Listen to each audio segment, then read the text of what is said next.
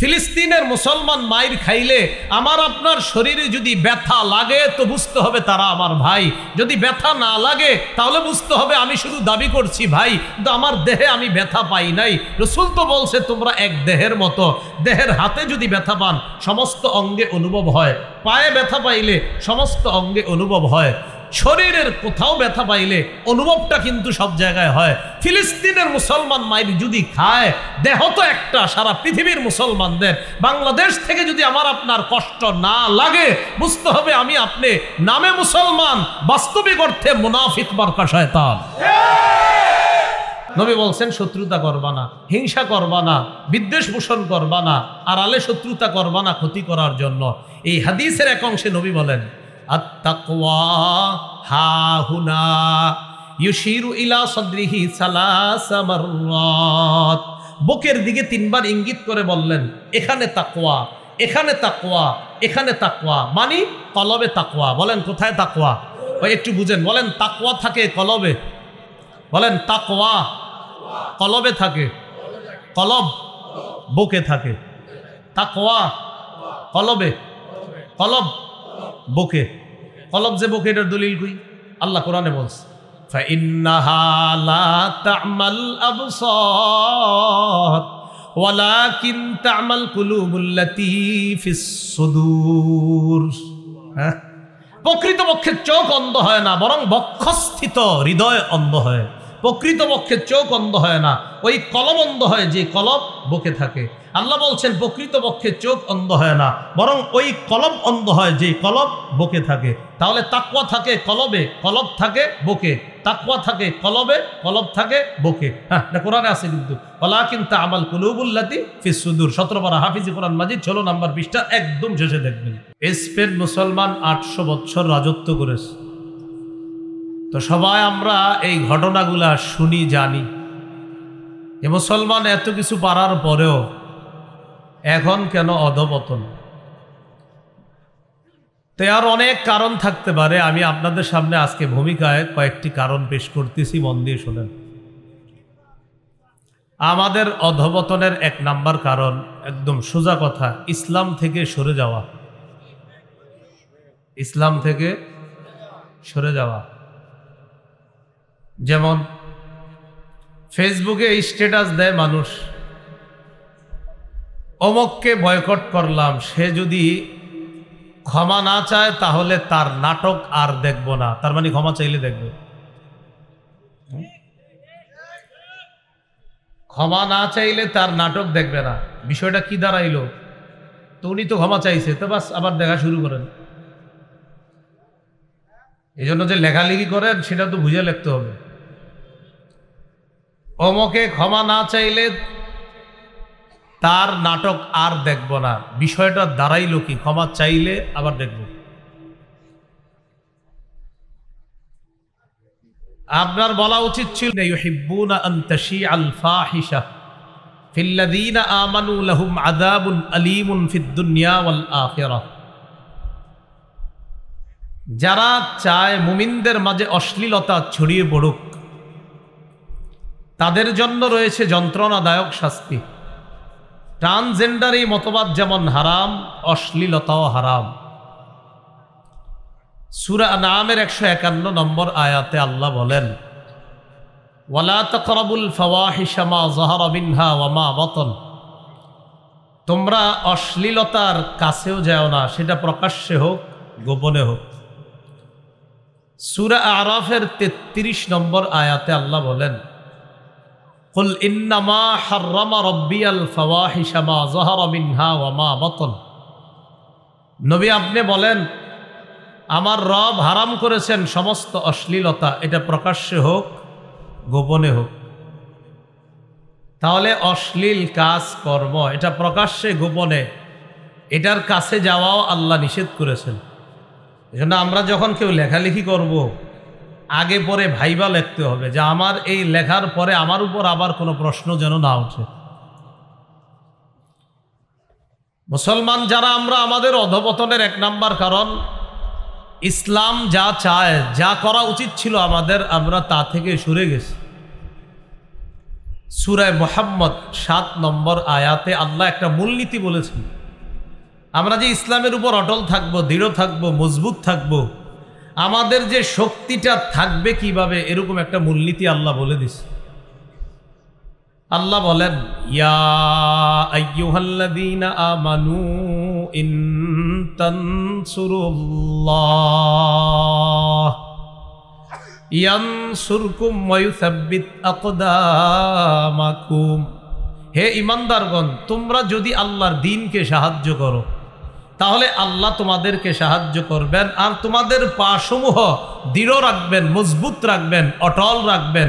তোমাদের পাগুলোকে আল্লাহ মজবুত রাখবেন, অটল রাখবেন যদি আল্লাহর দ্বীনকে সাহায্য করো। তো দেখতে হবে আমি আপনি আল্লাহর দ্বীনের জন্য কতটা উপকার করলাম, আল্লাহর দ্বীনকে কতটা সাহায্য করলাম। মুখে বলছি আরে কেন এটা হচ্ছে না, ওটা হচ্ছে না, কলবকে জিজ্ঞাসা করেন, নফসকে জিজ্ঞাসা করেন, আপনি দ্বীনের উপকার কতটুকু করছেন। ইসলাম থেকে আমরা সরে যাওয়া আমাদের অধপতনের এক নাম্বার কারণ। সূরা হজের 39-40 নম্বর আয়াতে আল্লাহ বলেন, উযিনা লিল্লাযীনা ইউকাতালুনা বিআন্নাহুম যুলিমু ওয়া ইন্নাল্লাহা আলা নাসরিহিম লাকাদির। যাদেরকে আক্রমণ করা হচ্ছে তাদেরকে জিহাদের অনুমতি দেওয়া হলো, যুদ্ধের অনুমতি দেওয়া হলো। বিআন্নাহুম যুলিমু, কারণ তারা মাজলুম, তাদেরকে জুলুম করা হয়েছে। এরা কারা? সাহাবায়ে কেরাম।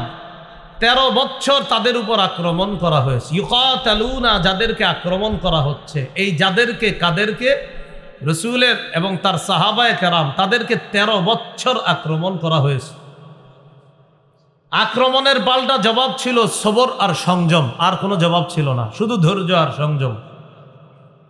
13 বছর শেষ, এবার উযিনা, অনুমতি দেওয়া হলো যুদ্ধের, জিহাদের।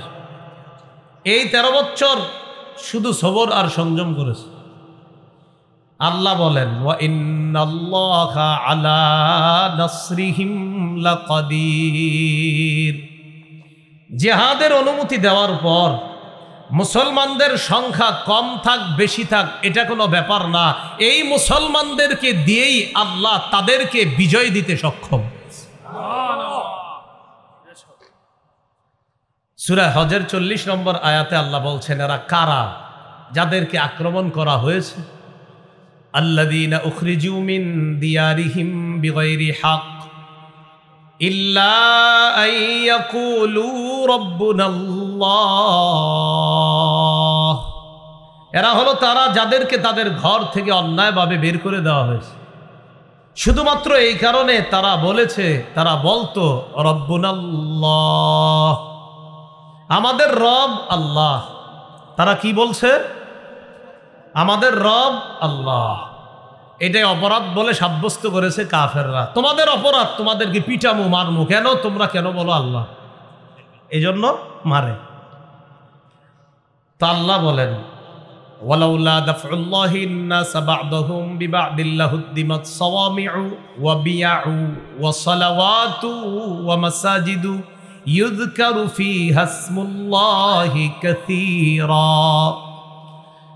জিহাদের বিধান দেওয়ার মাধ্যমে একদল মানুষের মাধ্যমে অপর দল মানুষকে, এর দ্বারা উদ্দেশ্য হলো একদল মুজাহিদের মাধ্যমে অপর দল খারাপ স্বভাবের মানুষগুলাকে যদি আল্লাহ প্রতিহত না করতেন, তাহলে প্রত্যেক যুগে যুগে লাহুদ্দিমাত সাওয়ামি'ু, খ্রিস্টানদের আশ্রমগুলা গড়িয়ে দেওয়া হতো। যেই যুগে খ্রিস্টানরা ইবাদত করত, এই ইবাদতের বিরোধিতাকারী একদল ছিল। তো আল্লাহ কয়, ওই বিরোধীদেরকে যদি আমি দমন না করতাম, তাদের আশ্রমগুলা ধ্বংস করে দেওয়া হতো। ওয়া বিয়াউ, বিয়াউন মানে গির্জা, সাওয়ামি' মানে আশ্রম, খানকা। সাওমাতুনের বহু বচন সাওয়ামি', আশ্রম, খানকা, এগুলা ধ্বংস করে দেওয়া হতো। বিয়াতুনের বহু বচন বিয়াউন, গির্জা, এগুলা ধ্বংস করে দেওয়া হতো। যদি আল্লাহ প্রতিহত না করতেন, তাহলে ভালো মানুষদেরকে দিয়ে খারাপ মানুষগুলা প্রতিহত করার কারণে ওই যুগের আশ্রম ধ্বংস করা যায় নাই, গির্জাগুলা ধ্বংস করা যায় নাই। ওয়া সালাওয়াত, ইহুদিদের উপাসনালয়গুলো ধ্বংস করে দেওয়া হতো যদি তাদেরকে প্রতিহত না করা হতো। ওয়া মাসাজিদু, মুসলমানদের মসজিদগুলা ধ্বংস করে দেওয়া হতো খারাপ মানুষগুলা যদি প্রতিহত করা না হতো। ইউযকারু ফিহা ইসমুল্লাহি কাসীরা, যে মসজিদে বেশি পরিমাণ আল্লাহর নাম নেওয়া হয় এগুলা নিশ্চিহ্ন করে দেওয়া হতো, ধ্বংস করে দেওয়া হতো। তাহলে জিহাদের বিধানটা আল্লাহ কেন দিয়েছেন? এটার উপকারিতা কি জানো? একদল ভালো মানুষ এই জিহাদের মাধ্যমে খারাপ মানুষগুলাকে প্রতিহত করবে। যদি না করতো প্রতিহত, তাহলে বিভিন্ন যুগের আশ্রমগুলাকে খারাপ মানুষগুলা ধ্বংস করে দিত। যেই যুগে গির্জা ছিল ইবাদতের জন্য, সেই যুগের গির্জা ধ্বংস করে দেওয়া হতো। যেই যুগে উপাসনালয় ছিল ইহুদিদের ইবাদতখানা, সেই যুগে ওগুলো ধ্বংস করে দেওয়া হতো। আর ইসলাম ধর্মে মুসলমানদের মসজিদ, এই মসজিদ ধ্বংস করে দেওয়া হতো যদি খারাপ মানুষগুলাকে জিহাদের মাধ্যমে প্রতিহত করা না হতো। এবার আল্লাহ বলেন, ওয়ালায়ানসুরান্নাল্লাহু মাইয়ানসুরু, অবশ্যই অবশ্যই আল্লাহ ওই ব্যক্তিকে সাহায্য করবেন যে আল্লাহর দ্বীনকে সাহায্য করবে। আল্লাহর দ্বীনের সহযোগিতা যে যেইভাবেই করবেন, আল্লাহ আপনাকে সাহায্য করবেন। ইন্নাল্লাহা লাকাবিয়্যুন আজিজ, নিশ্চয় আল্লাহ মহাশক্তিধর, মহাপরাক্রমশালী। তাহলে ইসলাম থেকে আমরা সরে গেছি, এটা হলো আমাদের অধপতনের কারণ। আপনি চিন্তা করে দেখেন যে আমি আসলে দ্বীনের কতটুকু খেদমত করছি, কাজ করতেছি, আসলে আমি ইসলামের উপর পরিপূর্ণভাবে আছি কিনা, এটা আমাদের প্রত্যেকেরই চিন্তার বিষয়। এইগুলো 1 নাম্বার বিষয়। 2 নাম্বার আমাদের অধপতনের কারণ, ভাতৃপ্রেম কমে গেছে আমাদের। কি কমে গেছে? ভাতৃপ্রেম, মানে ভ্রাতৃত্ব, এটা কমে গেছে। আমরা একটা স্লোগান, অটো স্লোগান দেই, আসলে এটা দিলের স্লোগান হওয়া উচিত ছিল, যদিও মুখে দেই, উচিত ছিল দিল থেকে দেওয়া। মুসলমান ভাই ভাই, বলেন সবাই মুসলমান ভাই ভাই, আসলে নাই। এটা আমাদের মুখের স্লোগান, আসলে দিল থেকে বলা উচিত ছিল মুসলমান ভাই। আর আপন ভাইকে 10 বছর সালাম দেয় না, তো ভাই ভাই হইল কিভাবে? আপন ভাইকে 10 বছর 20 বছর সালাম দেয় না কেন? ওই জমি নিয়ে কি এক ঝগড়া হয়েছে, একজন আরেকজনের চেহারা দেখে না, তো কই হইল মুসলমান ভাই ভাই?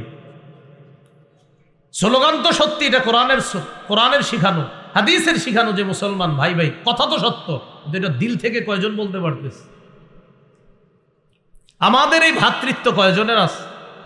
বরং একটা কলার সিলকা, এটার মধ্যে আপনি আসর খেলেন, পিছলে পড়ে গেলেন, পড়ে যাওয়ার পর আপনি এটা রাস্তা থেকে সরানো উচিত ছিল, না সরায় আপনি অপেক্ষা আছেন, আরো 3 জন আইতেছে, তোরাও পর, তো কোথায় আপনার ভাই হইল? তো মুসলমান ভাই ভাই, এটা কোরআনের শিখানো, হাদিসের শিখানো, এটা দিল থেকে বলা উচিত ছিল। আমরা মুখে বলছি মুসলমান ভাই ভাই, কলবে আসলে নাই। আমাদের অধপতনের দ্বিতীয় কারণ, সূরা হুজুরাতের 10 নম্বর আয়াতে আল্লাহ বলেন, ইন্নামাল মুমিনুনা ইখওয়া ফাআসলিহু বাইনা আখাওয়াইকুম ওয়াত্তাকুল্লাহা লাআল্লাকুম তুরহামুন। মুমিনগণ পরস্পর ভাই ভাই, মুমিনগণ পরস্পর ভাই ভাই, তোমরা ভাই ভাইয়ের মাঝে আপোষে মীমাংসা করে দাও। আল্লাহকে ভয় করো, যাতে তোমাদেরকে দয়া করা হয়, তোমাদের প্রতি রহমত দেওয়া হয়, তোমাদেরকে আল্লাহর পক্ষ থেকে যখন অনুগ্রহ করা হয়, তাই ভাই ভাইয়ে তোমরা মিলিয়ে দাও, সংশোধন করে দাও। এটা হলো আল্লাহর কোরআনের কথা। বিদায় হজের ভাষণে রাসূলুল্লাহ সাল্লাল্লাহু আলাইহি সাল্লাম ভাষণ দিলেন, লম্বা ভাষণ। ইবনে হিশামের মধ্যে ভাষণের একটা অংশ উল্লেখ আছে এইভাবে, রাসূলুল্লাহ সাল্লাল্লাহু আলাইহি সাল্লাম বললেন, ইয়া আইয়ুহান নাস ইসমাউ কওলি ওয়াকিলুহু, হে জনগণ, তোমরা আমার কথা শোনো, তোমরা আমার কথা বুঝো। নবী বিদায় হজের ভাষণে বলছে, হে জনগণ, তোমরা আমার কথা শোনো, তোমরা আমার কথা বুঝো। শোনো, আমি নবী ঘোষণা করছি, আন্না কুল্লা মুসলিমিন আখুন লিল মুসলিম, কিয়ামত পর্যন্ত প্রত্যেকটা মুসলমান অপর মুসলমানের জন্য আমি নবী ভাই বলে ঘোষণা করে গেলাম। এটা নবী ঘোষণা করছে, সাথে সাথে বলতেছে ওয়া আন্নাল মুসলিমিনা ইখওয়া, মুসলমানদের সম্পর্ক হবে ভ্রাতৃত্বের। বলেন কিসের? এটাই এই বর্ণনায় বলছে। অন্য বর্ণনায় নবীজি বলেছেন মুসলমানরা কা জাসাদিন ওয়াহিদ, এক দেহের মতো। প্রথমে বলেন তো সম্পর্ক কিসের মতো? ভাই। বলেন কিসের মতো? আর তারা আসলে কিসের মতো? আলাদা না এক দেহের মতো? এখন বাস্তবিক অর্থে দেখেন আমরা এক দেহের মতো আছি কিনা। ফিলিস্তিনের মুসলমান মাইর খাইলে আমার আপনার শরীরে যদি ব্যথা লাগে তো বুঝতে হবে তারা আমার ভাই, যদি ব্যথা না লাগে তাহলে বুঝতে হবে আমি শুধু দাবি করছি ভাই, কিন্তু আমার দেহে আমি ব্যথা পাই নাই। রাসূল তো বলছে তোমরা এক দেহের মতো। দেহের হাতে যদি ব্যথা পান সমস্ত অঙ্গে অনুভব হয়, পায়ে ব্যথা পাইলে সমস্ত অঙ্গে অনুভব হয়, শরীরের কোথাও ব্যথা পাইলে অনুভবটা কিন্তু সব জায়গায় হয়। ফিলিস্তিনের মুসলমান মাইর যদি খায়, দেহ তো একটা সারা পৃথিবীর মুসলমানদের। বাংলাদেশ থেকে যদি আমার আপনার কষ্ট না লাগে বুঝতে হবে আমি আপনি নামে মুসলমান, বাস্তবিক অর্থে মুনাফিক মার্কা শয়তান। আপনার কষ্ট লাগতে হবে তো। আমি আপনি তো এক দেহ ছিলাম। ফিলিস্তিনের মুসলমান আর আমি, আমরা সবাই তো দেহ, একটা দেহ। একদিক দিয়ে বলছে ভ্রাতৃত্বের সম্পর্ক, আরেক দিক দিয়ে বলছে দেহ। দেহ আমার দেহে আঘাত হচ্ছে, আমার শরীরে আঘাত হচ্ছে কিনা এটা একটু চিন্তা করে দেখেন। আমি কতদিন কষ্ট পেয়েছি একটু চিন্তা করে দেখতে হবে। তাহলে কি শিখলাম আমরা? 2 নাম্বার, আমাদের যে ভ্রাতৃত্ব সম্পর্কটা, এই সম্পর্কটা কি শুধু মুখে স্বীকার করলে হবে না, দিল থেকে স্বীকার করতে হবে? হ্যাঁ, দিল থেকে স্বীকার করতে হবে। সহিহ মুসলিমের বর্ণনা, এই হাদিসের মধ্যে আসছে রাসূলুল্লাহ সাল্লাল্লাহু আলাইহি ওয়াসাল্লাম বলেন লা তাহাসাদু ওয়ালা তানাজাশু ওয়ালা তাবাগাদু ওয়ালা তাদাবারু ওয়ালা ইয়াবি' বা'দুকুম আলা বাই'i বা'দিন ওয়াকুনু ইবাদাল্লাহি ইখওয়ানা। এই হাদিসে সুন্দর একটা আজীব কথা বলছে নবীজি। ভাই শব্দটা আসলে এত সুন্দর এক শব্দ। আপনার উপর একজন রাগ করে আসছে, আপনার মারবে, তোরে দিলাম, ভাই মাইরেন না। ভাই বললে ওর রাগ 100 থেকে 10-এ হিসাব হবে। ভাই আসলে আজীব এক শব্দ। তো সহিহ মুসলিমের বর্ণনা আপনার 2563 নম্বর হাদিস, 2563। মাদ্রাসার পাঠ্যপুস্তক অনুসারে মোট হাদিস সংখ্যা হবে 3033টা। আর আপনারা যারা পকেটে ওস্তাদ নিয়ে ঘুরেন সেই অনুযায়ী 6435 নম্বর হাদিস। মোট হাদিস সংখ্যা হবে 7453টা।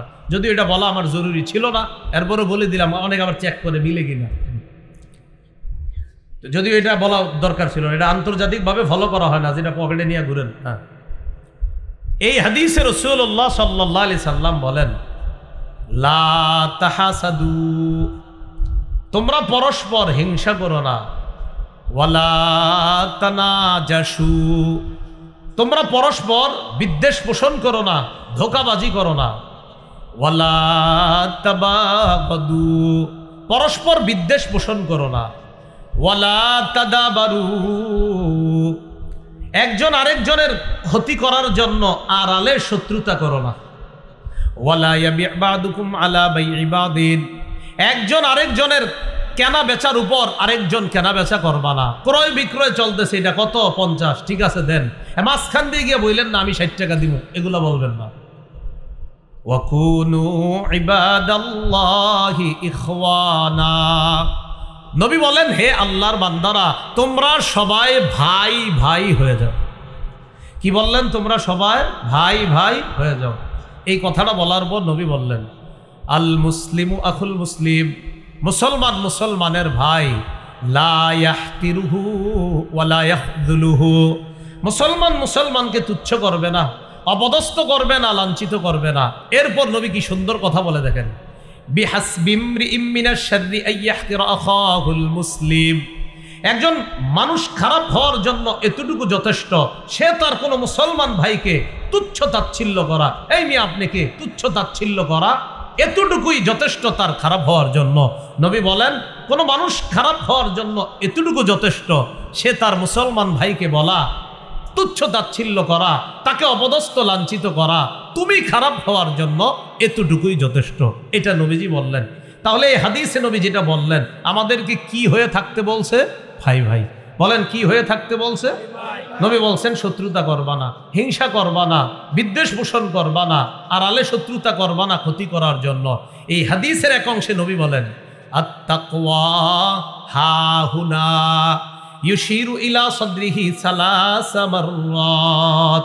বুকের দিকে তিনবার ইঙ্গিত করে বললেন এখানে তাকওয়া, এখানে তাকওয়া, এখানে তাকওয়া, মানে কলবে তাকওয়া। বলেন কোথায় তাকওয়া? ওই একটু বুঝেন। বলেন তাকওয়া থাকে কলবে। বলেন তাকওয়া কলবে থাকে, কলব বুকে থাকে। তাকওয়া কলবে, কলব বুকে। কলব যে বুকে, এটার দলিল কই? আল্লাহ কোরআনে বলছে فإنها لا تعمى الأبصار ولكن تعمى القلوب التي في الصدور। হ্যাঁ, প্রকৃতপক্ষে চোখ অন্ধ হয় না, বরং বক্ষস্থিত হৃদয় অন্ধ হয়। প্রকৃতপক্ষে চোখ অন্ধ হয় না, ওই কলব অন্ধ হয় যে কলব বুকে থাকে। আল্লাহ বলছেন প্রকৃতপক্ষে চোখ অন্ধ হয় না, বরং ওই কলব অন্ধ হয় যে কলব বুকে থাকে। তাহলে তাকওয়া থাকে কলবে, কলব থাকে বুকে। তাকওয়া থাকে কলবে, কলব থাকে বুকে। হ্যাঁ, এটা কোরআনে আছে কিন্তু। ওয়ালাকিন তা'মাল কুলুবুল্লাতী ফিস সুদূর, 17 পারা হাফিজি কোরআন মাজিদ 16 নম্বর পৃষ্ঠা, একদম শেষে দেখবেন। তো রাসূলুল্লাহ সাল্লাল্লাহু আলাইহি সাল্লাম বলে দিলেন তাকওয়া এখানে, তাকওয়া এখানে, তাকওয়া এখানে, তিনবার ইঙ্গিত করে বললেন। এই হাদিসে নবী বললেন সবাই ভাই ভাই হয়ে থাকবা, কলবে তাকওয়া ঢুকাও। ভাই ভাই হয়ে থাকার অর্থ কেউ কাউরে হিংসা করবা না, কেউ কাউকে তুচ্ছ তাচ্ছিল্য করবা না, কেউ কারো শত্রুতা এইভাবে করবা না যে সামনে সামনে বন্ধু আর পিছনে তার ক্ষতি করবা। লা তাদাবারু, আড়ালে শত্রুতা করবা না কারো ক্ষতি করার জন্য। আল্লাহ আমাদের সকলকে ভ্রাতৃত্বের সম্পর্কটা বুঝে শুনে সবাই ভাই ভাই হয়ে থাকার তৌফিক দান করেন।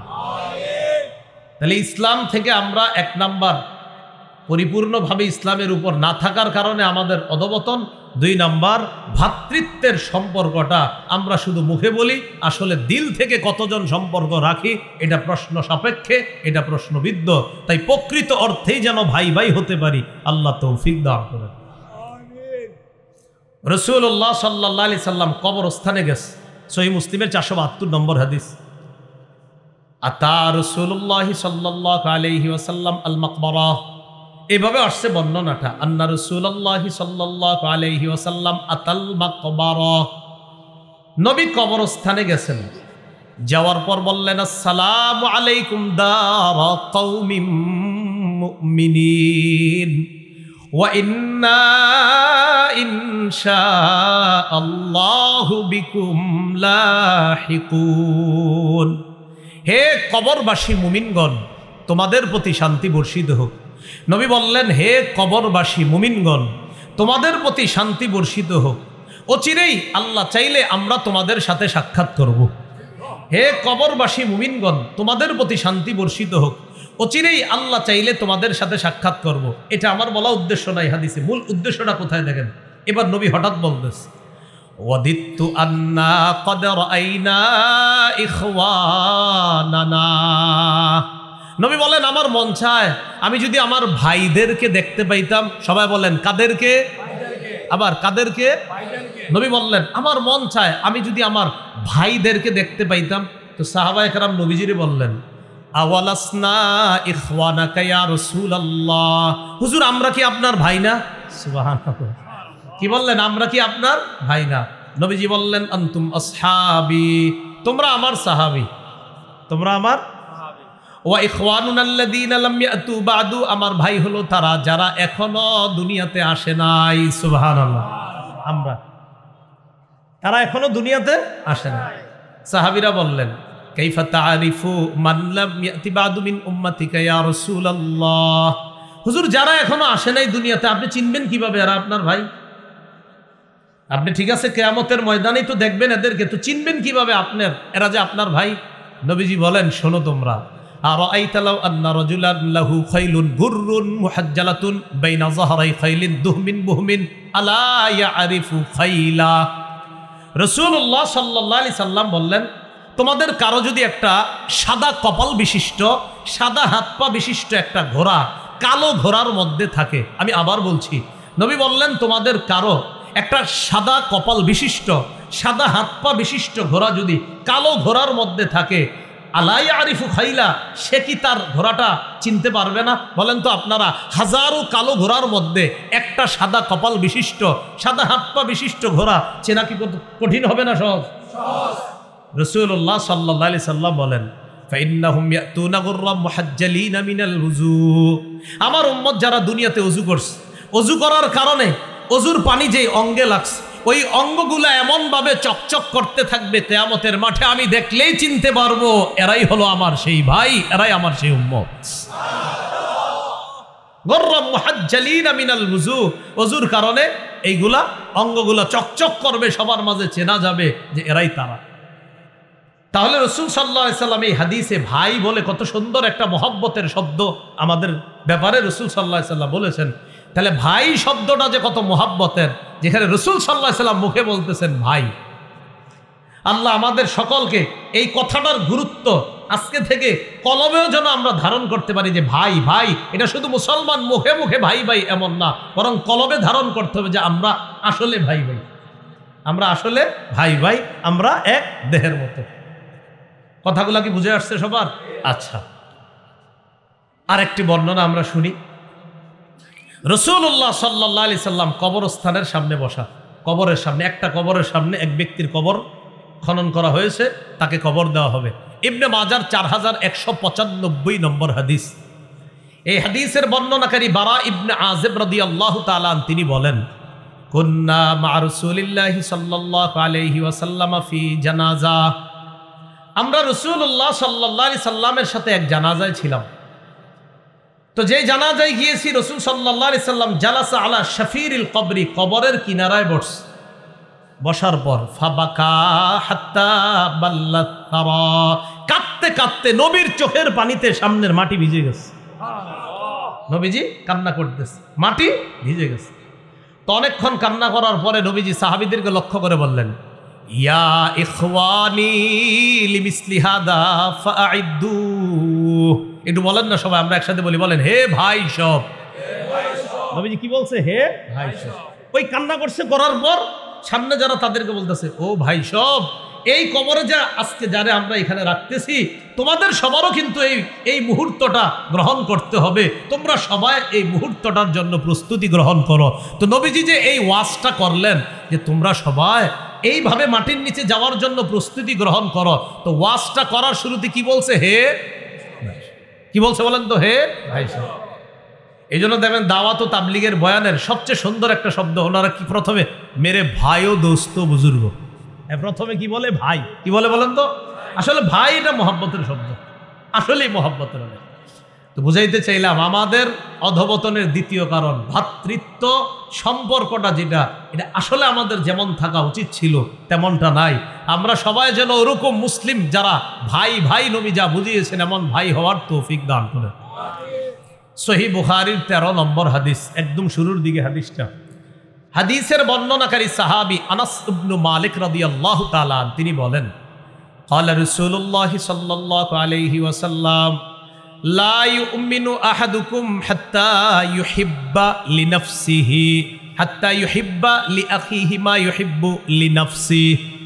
রাসূলুল্লাহ সাল্লাল্লাহু আলাইহি সাল্লাম বলেন, লা ইউমিনু আহাদুকুম, তোমাদের কেউ ততক্ষণ মুমিন হতে পারবে না, পরিপূর্ণ মুমিন হতে পারবে না, হাত্তা ইউহিব্বা লিআখিহি মা ইউহিব্বু লিনাফসিহি। তোমাদের কেউ ততক্ষণ মুমিন হতে পারবে না যতক্ষণ সে তার ভাইয়ের জন্য সেটা পছন্দ না করবে যেটা নিজের জন্য সে পছন্দ করে। এই জিনিসটা তার ভাইয়ের জন্য যদি সে পছন্দ না করে তাহলে সে পরিপূর্ণ মুমিন হতে পারবে না। এর মানে আমি একটা বিষয় পছন্দ করি, এটা আমার মুসলমান ভাইয়ের জন্য পছন্দ করা উচিত, এটা জরুরি। আমি মসজিদে গেলাম, যাওয়ার পর এসিটা চলতেছে, কথার কথা ভালো একটা গরমের মধ্যে এসিতে কি আরাম, আমি আরামের জায়গাটা গিয়ে এখন বৈশা রয়েছি, বাস এমনভাবে বৈশা রইলাম যে আমি ডানেও নড়বো না বামেও নড়বো না। এখন মসজিদে কি ডান বাম নড়া ছাড়া উপায় থাকে বলেন? নড়তে তো হবেই। কাতার সোজা করতে গেলে হয়তো বলবে ভাই একটু ডানে চাবেন, না একটু বামে চাবেন, না না আমি এনে দাঁড়ায় থাকি, কারণ এসির বাতাসটা ডাইরেক্ট এখানে আসতেছে। এখন আপনি এনে দাঁড়াইলেন কেন? যে না আপনি ওই দিক দাঁড়াইতে পারেন না ওইদিকে, কিন্তু এইখানে আপনি দাঁড়ায় থাকলে কাতারটা ঠিক মতো হচ্ছে না, একটু এদিক সেদিক করতে হবে। তা আপনার কথা হলো না আমি যদি এনতে সরি তাহলে এসির বাতাসও পাবে। আপনার এই মানসিকতা যখন আসবে তো বুঝতে হবে না আপনার মধ্যে ভ্রাতৃত্ব নাই। এতক্ষণ তো আপনি খাইলেন, সমস্যা কেন? আরেকজনকে খাইতে দেন বাতাস। তো এটাই নিজের জন্য যা পছন্দ করবেন অন্যের জন্য সেটা পছন্দ করতে হবে। রাস্তা দিয়ে হাঁটতেছেন, এটা ইট পায়ের নিচে বিধার পর আপনি চিন্তা করলেন আমার পায়ের নিচে ইটটা এটা কে করলো, মানে এই বাড়িওয়ালা ফালায় রাখছে, দাঁড়া তোরা কয়েকজন আস, তোরা ওইটার উপর। আপনি কি শিওর উনি যে ফালাইছে এটা? এরকমও তো হইতে পারে একটা ট্রাক এই দিক দিয়ে গেছে, ট্রাকের উপর থেকে ইটটা নিচে পড়ছে, তো ওই ইট এখানে পড়ে থাকার কারণে আপনি পায়ের নিচে ব্যথা পাইছেন। এখন আপনি অপেক্ষা আছেন এই বাড়িওয়ালাদের কে কে এই দিক দিয়ে আসবে আর ইট তাদের পায়ে লাগবে, তারাও ব্যথাটা পাবে, অপেক্ষা রয়েছেন। এই কাজ ভুলেও করেন না, ইট ছড়ায়া দেন। বুখারীর বর্ণনা আসছে গুফিরা লাহু মা তাকাদ্দামা মিন যামবি, আগের সব গুনাহ মাফ। তাহলে আমাদের অধপতনের দ্বিতীয় কারণটা জানলাম, ভ্রাতৃত্ব। আমরা মুখে বলি, অন্তরে এটা আসলে কতটুকু আছে জানি না। 1 নাম্বার ইসলাম থেকে সরে গেছি, 2 নাম্বার ভ্রাতৃত্বের সম্পর্কটা যেভাবে অটুট রাখা দরকার ছিল অটুট রাখতে পারি নাই। আল্লাহ অটুট রাখার তৌফিক দান করেন। 3 নাম্বার বলেন, ছোট খাটো বিষয়ে পারস্পরিক দ্বন্দ্ব সংঘাত। কি বিষয়ে?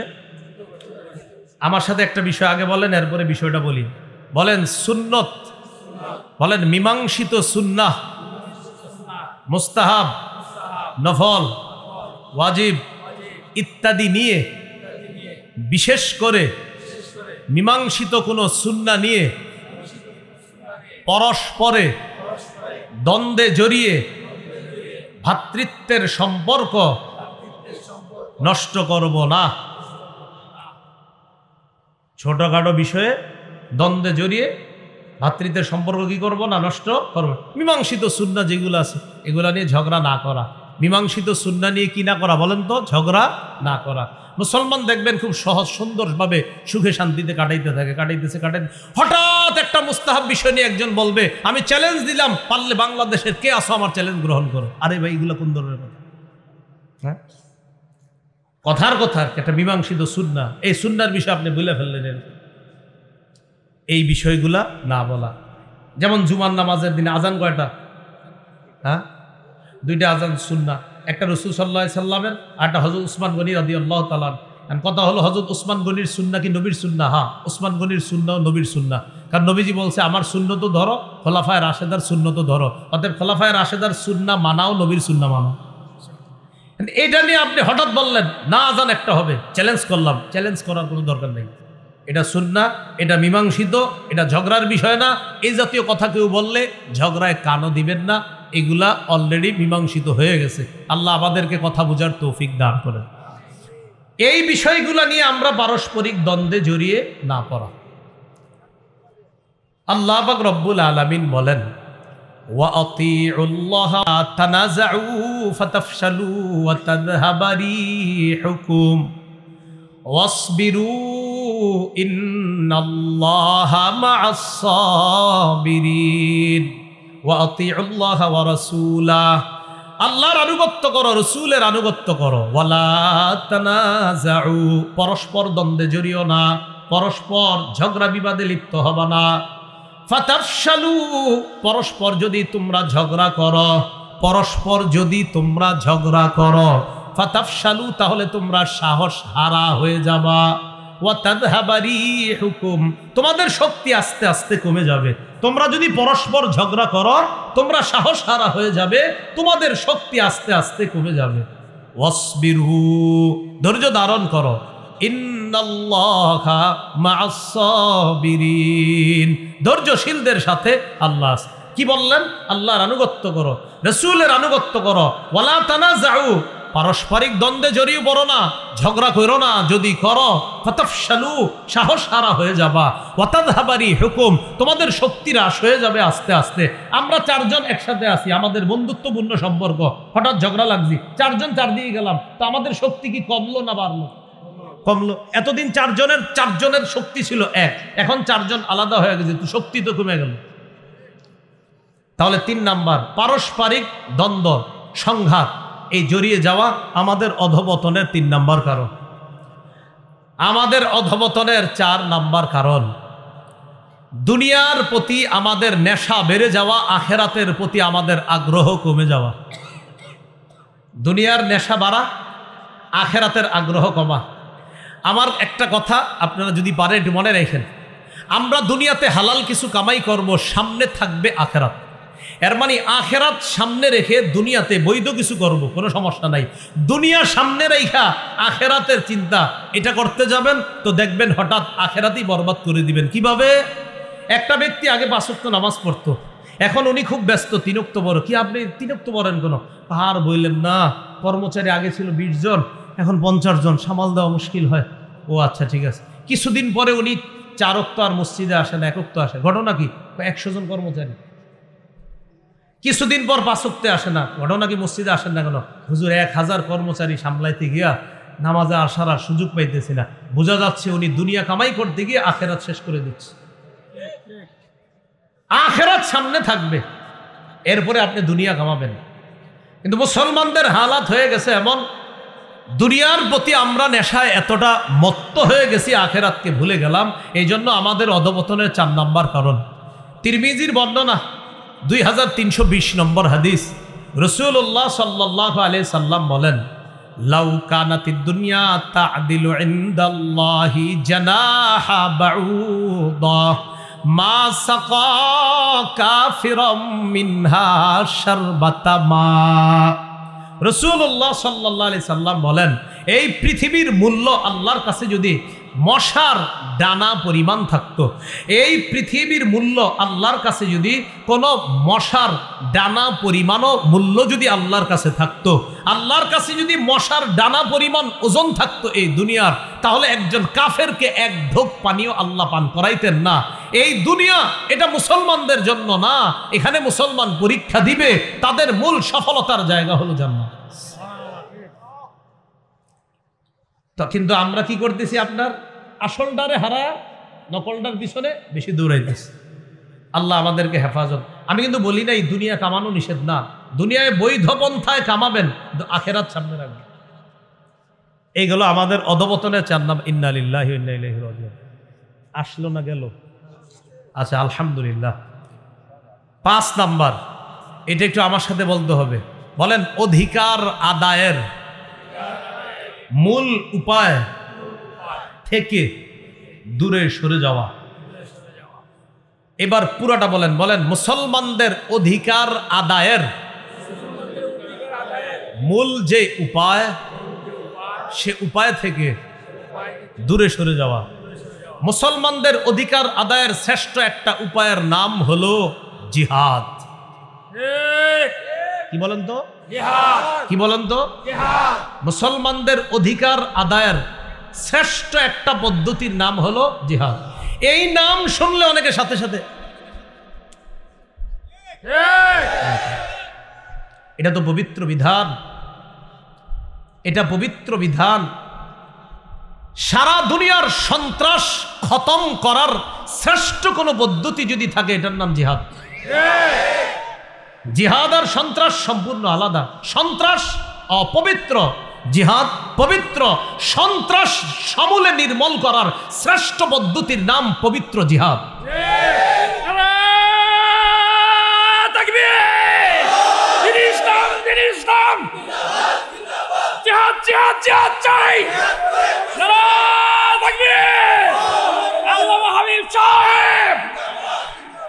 এখন বিষয় হলো, এই বিষয়গুলো আমরা অন্যদেরকে বুঝাইতে হবে যে সন্ত্রাস আর জিহাদ দুটি শব্দ একদম পুরা রাত দিন পার্থক্য। একটা হলো অপবিত্র আর একটা পবিত্র, এটা বুঝাইতে হবে।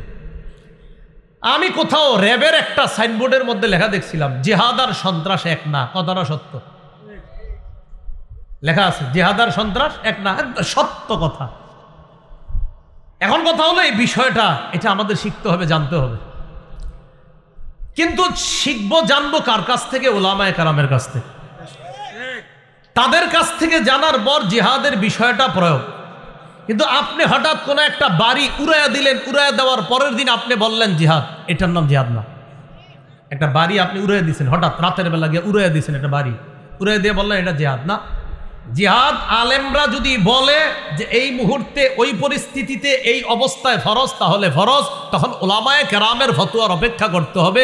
আপনি নিজে নিজে কোথাও গিয়ে 4-5 জন মাইরা ফেললেন আর বললেন জিহাদ, এটা কিন্তু হলো না।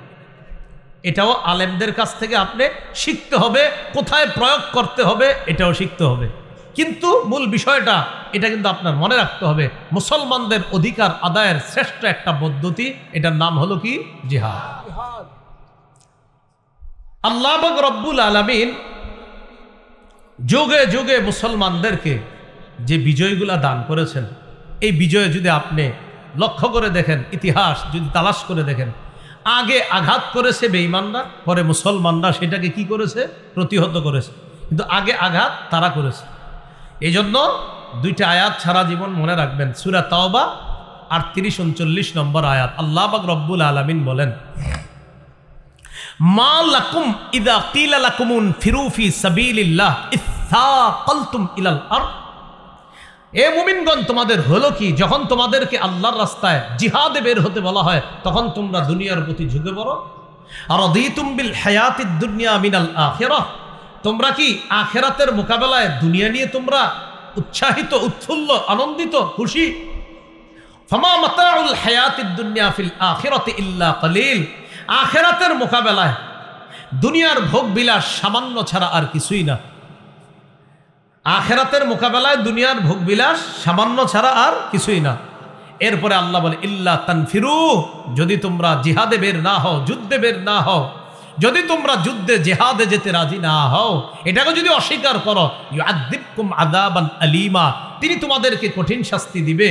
ওয়াস্তাবদিল কওমান গায়রাকুম, তোমাদের পরিবর্তে অন্য আরেক জাতি আল্লাহ এনে তাদেরকে দিয়ে জিহাদ করাবে। আল্লাহ তোমাদের মুখাপেক্ষী না।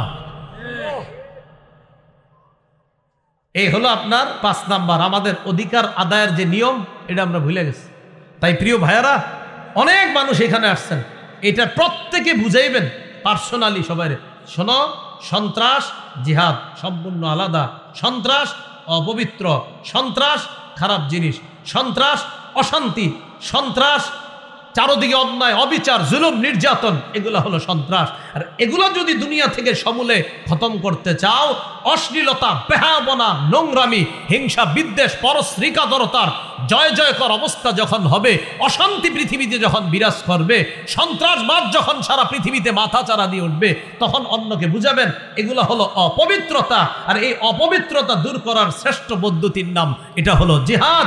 ইসরায়েল যা করছে বুঝাইবেন এটা সন্ত্রাসী, এটা অপবিত্রতা, এটা বেহায়াপনা, এটা অশ্লীলতা। এই অপবিত্রতা দূর করার শ্রেষ্ঠ পদ্ধতি হলো ফিলিস্তিনের গাজার পক্ষে যারা জিহাদ করে, এটা হলো পবিত্র।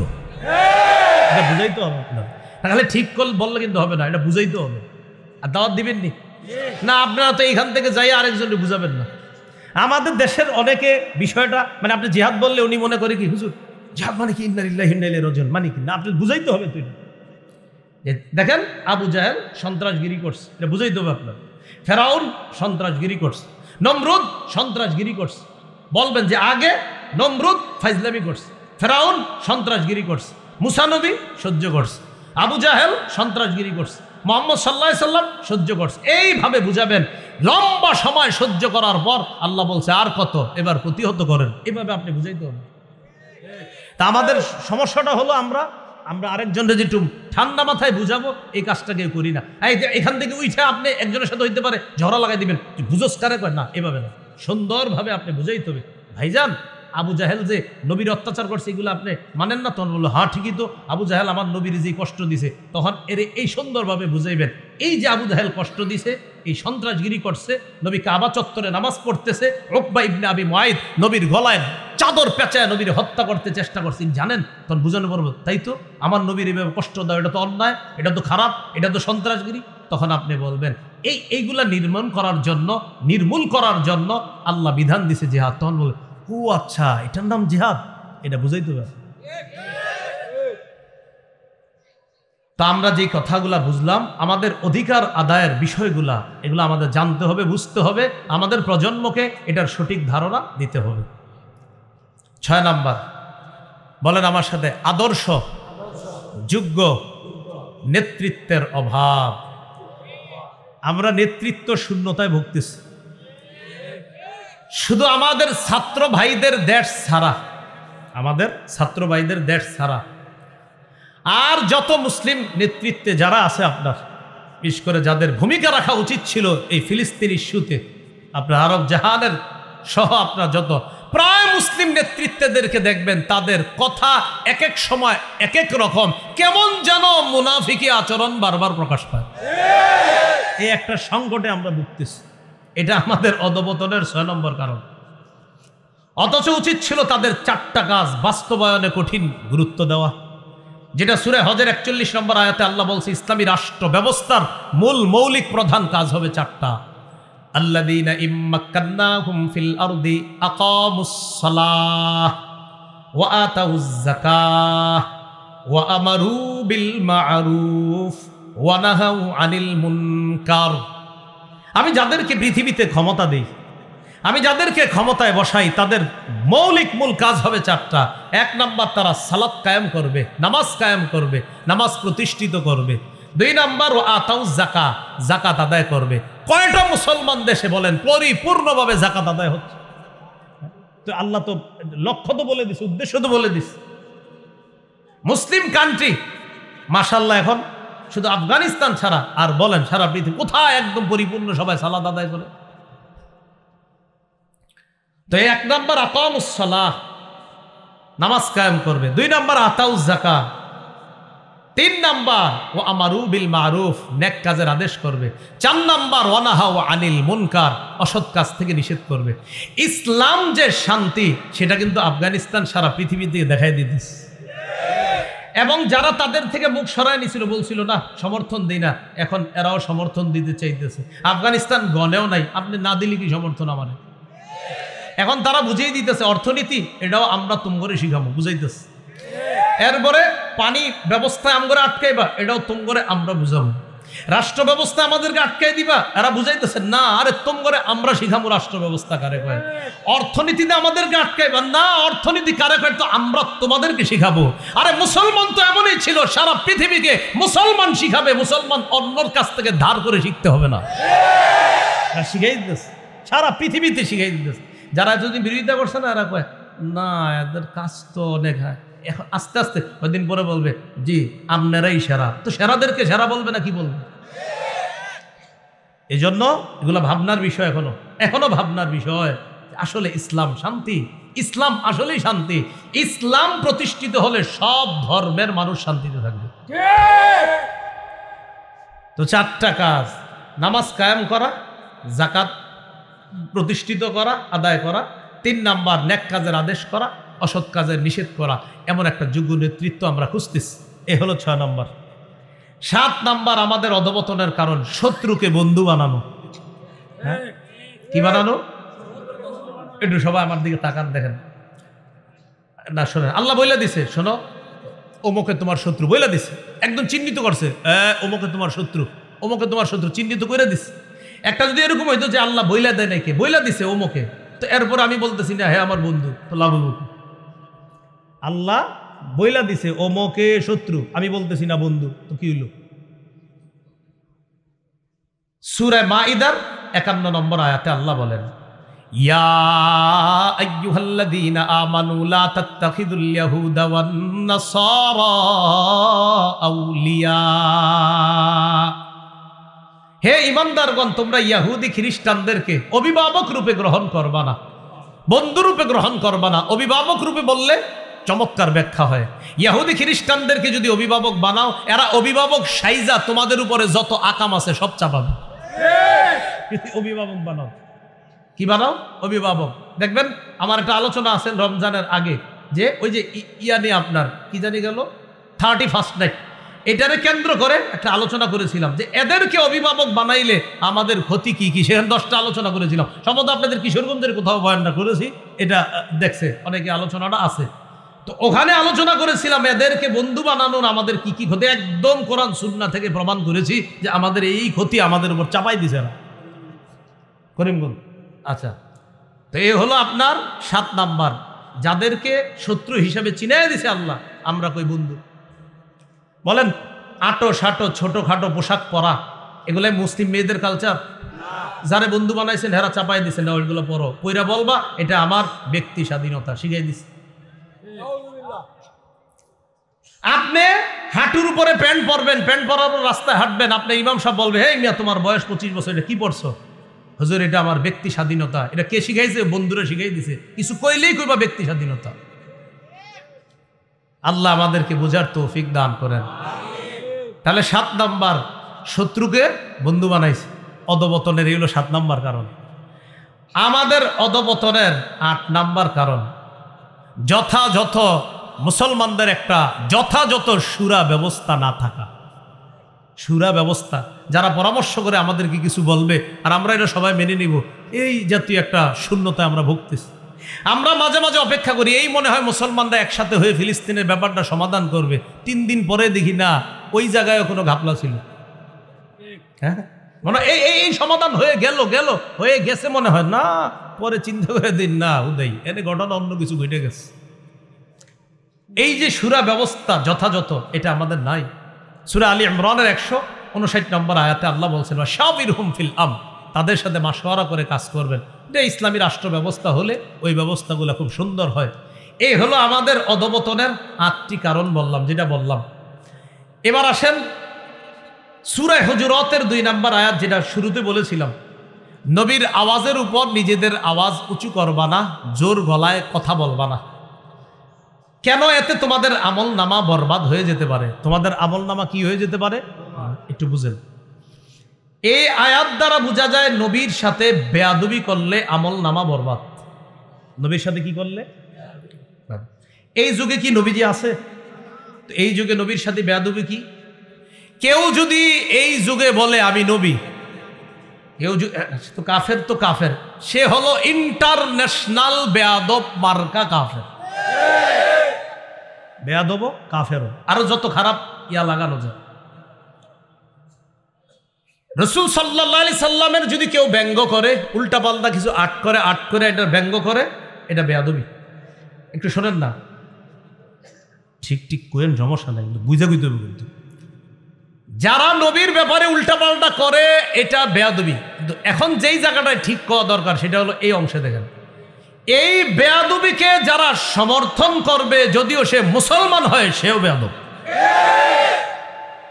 রাসূলরে কেউ ব্যঙ্গ করছে, কার্টুন ছাপাইছে, তো এই বিষয়গুলো না আপনার, এটা যেমন অনেক কষ্টের, আমার নবীরে ব্যঙ্গ করা, কার্টুন করা কষ্ট লাগে বেশি কখন জানেন? এই কাজগুলারে যখন কোনো মুসলমান ইনিয়ে বিনিয়ে সমর্থন করে। ঠিক আছে, ও করছে, ও অমুসলিম, আমার নবীর আঘাত করছে, আমরা সইতে পারি না, ও অমুসলিম, ও আমার নবীর শান বুঝে না, মান বুঝে না। তো একটা মুসলমান ইনিয়ে বিনিয়ে তার এই খারাপ কাজকে সমর্থন, তখন আমাদের কলিজায় আঘাতটা খুব বেশি লাগে। আর সে অমুসলিম, সে আমাদেরকে আঘাত করছে, তুমি মুসলমান হয়ে কিভাবে আঘাত করবা? তো বলছিলাম বেয়াদবি করে, এদেরকে যারা সমর্থন করবে এটাও বেয়াদবি। আল্লাহ আমাদেরকে হেফাজত করেন। সহিহ বুখারীর 3535 নম্বর হাদিস পড়ছি। এই হাদিসে রাসূল সাল্লাল্লাহু আলাইহি সাল্লাম একটা কথা বলছে। সূরা আহজাবের 40 নম্বর আয়াতে আল্লাহ একটা সিদ্ধান্ত দিয়ে দিছে। সিদ্ধান্তের আলোকে হাদিসটা, আল্লাহর আয়াতটা আগে শুনি, এরপর হাদিসটা। কোন মুসলমান কোরআনের 6235টা আয়াত বিশ্বাস করে। কত? 6235। মোট আয়াত সংখ্যা 6236টা। এর মধ্যে 6235টা বিশ্বাস করে, একটা আয়াতের সামান্য অংশ অবিশ্বাস করে। ঈমান আছে না গেছে? সূরা আহজাবের 40 নম্বর আয়াতে আল্লাহ বলেন, মা কানা মুহাম্মাদুন আবা আহাদিম মিন রিজালিকুম, মুহাম্মদ সাল্লাল্লাহু আলাইহি সাল্লাম তোমাদের কোন শাবালক পুরুষের পিতা নন, ওয়ালাকির রাসূল আল্লাহ, তবে তিনি আল্লাহর রাসূল।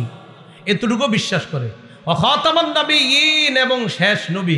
এই জায়গায় আসলে অনেকে তারা নিজেদেরকে বলে মুসলমান, আবার কালিমাও লেখে আমাদের কালিমা ছাড়াও এই কালিমা লেখা রাখে, কালিমায় আর নামে প্রমাণ করে আমরা মুসলমান। খতামান নাবিয়িনের অনুবাদ যদি জিজ্ঞাসা করেন আপনারা বলবে আসেন এক কাপ চা খান। কি খান? কেন চা কেন খাবো? অনুবাদ বলে দিলি তো হয়। কনায় আসেন না, ভিতরে আসেন, আপনারা চিপায় নিবে, নিয়ে চা খাওয়াবে, বুঝাবে। আরে ভাই বুঝানোর কি আছে? খতামান নাবিয়িনের অনুবাদটা বলে দিলি তো হয় আমাদের। হে আপনার এই বুঝাবে, ওই বুঝাবে, অমুক বুঝাবে, তমুক বুঝাবে, আপনি বলে দিবেন ইমাম গাজালি বলছে খতামান নাবিয়িনে এটা সেটা বুঝানোর কোনো সুযোগ নাই, মুহাম্মদ সাল্লাল্লাহু আলাইহি সাল্লামের পরে আর কোনো নবী নাই। আপনি এটা মানেননি, খালি কোন যদি কয় ব্যাখ্যা আছে আপনি বলবেন যদি কোন ব্যাখ্যা আছে ইমান নাই। জান খতামান নাবিয়িনে কয় চা খান, চিপায় আসেন, মানে কি? খতামান নাবিয়িন মুহাম্মদ সাল্লাল্লাহু আলাইহি সাল্লাম শেষ নবী। বলেন মুহাম্মদ সাল্লাল্লাহু আলাইহি সাল্লাম, সবাই বলেন মুহাম্মদ সাল্লাল্লাহু আলাইহি সাল্লাম শেষ নবী। এটা আবার ব্যাখ্যা কি? ইমাম গাজালি বলছেন ব্যাখ্যার কোনো সুযোগ নাই, মুহাম্মদ সাল্লাল্লাহু আলাইহি সাল্লামের পরে আর কোনো নবী নাই। এর ব্যাখ্যা টাকার কোনো দরকার নেই। অতএব কেউ যদি আপনাদেরকে বলে একটু ব্যাখ্যা আছে, ব্যাখ্যা করতে চাই, শোনাইতে চাই, আপনি বলবেন রাখেন। সহিহ বুখারীর 3535 মানে 3535 নম্বর হাদিসে রাসূল সাল্লাল্লাহু আলাইহি সাল্লাম বলেন ইন্না মাসালি ওয়া মাসালাল আমবিয়া'i কামাসালি রাজুলিন বানা বাইতান ফাআহসানা ওয়া আজমালা ইল্লা মাওদিআ লাবিনাতিন ফি জাওিয়া। রাসূলুল্লাহ সাল্লাল্লাহু আলাইহি সাল্লাম বলেন আমার আর আমার পূর্ববর্তী নবীদের দৃষ্টান্ত এমন এক ব্যক্তির মতো, যে ব্যক্তি একটি ঘর বানিয়েছে, ঘরটি সুন্দরভাবে সাজিয়েছে, ঘরের কোনায় একটা ইটের জায়গা পরিমাণ ফাঁকা আছে। আপনারা বলেন তো ঘর সমাপ্ত না অসমাপ্ত? জনগণ ঘরটা তওয়াফ করতে যায়, মানে তওয়াফ বলতে ঘরের আশেপাশে ঘুরতে যায়। এই জায়গায় তওয়াফ মানে আবার ওই কাবার তওয়াফ না, এই তওয়াফ মানে ঘোরা, ঘরের আশেপাশে ঘুরতে যায়। ঘুরতে যাওয়ার পর ওয়ায়াজাবুন আলা, আশ্চর্য হয় কেন একটা ইট কেন লাগানো হলো না এখনো, এত সুন্দর ঘর। ওয়ায়াকুলুনা বলে আল্লাহ উদিআত হাদিহিল লাবিনা, আচ্ছা ইটটা কেন লাগানো হলো না? এটা বলতে থাকে সবাই। নবীজি বলেন ফাআনাল লাবিনা, শোনো আমার পূর্বে ঈসা নবী পর্যন্ত, আদম থেকে ঈসা পর্যন্ত নবুয়তের ঘর আল্লাহ সাজাইছে সুন্দর করে, একটা ইটের জায়গা ফাঁকা, সেই ইটটা হলাম আমি নবী মুহাম্মদ সাল্লাল্লাহু আলাইহি সাল্লাম। আমার মাধ্যমে এই ঘরের সৌন্দর্যের পরিসমাপ্ত আল্লাহ করে দিয়েছে। আনা খাতামুন নবিয়্যিন লা নাবিয়্যা বাদি, আমি শেষ নবী, আমার পরে আর কোনো নবী নাই। এই বিশ্বাস এটা সকলকে রাখতে হবে, এই বিশ্বাস সকলকে রাখতে হবে। এলাকার উলামায়ে কেরাম যখন আপনাদেরকে নবীর ইজ্জত নিয়ে কোনো ব্যাপারে আমাদেরকে যদি কখনো কোনোভাবে যদি আমাদের কাছ থেকে সমর্থন চায়, আর আমরা আজকে প্রথমে জেনেছি আমরা ইসলাম থেকে দূরে সরে যাওয়া, আমরা ইসলামের সাহায্য সহযোগিতা করা, দ্বীনের সাহায্য সহযোগিতা করা, সর্বক্ষেত্রে চেষ্টা করা দরকার ছিল। কতটুকু করলাম এটা আমরা নিজেদেরকে প্রশ্ন করে দেখব। তো বলছিলাম কোনোভাবে ওলামায়ে কেরাম যদি দ্বীনের সমর্থন আমাদের কাছে যে কোনোভাবে চায়, কারা কারা করতে রাজি আছে ইনশাআল্লাহ?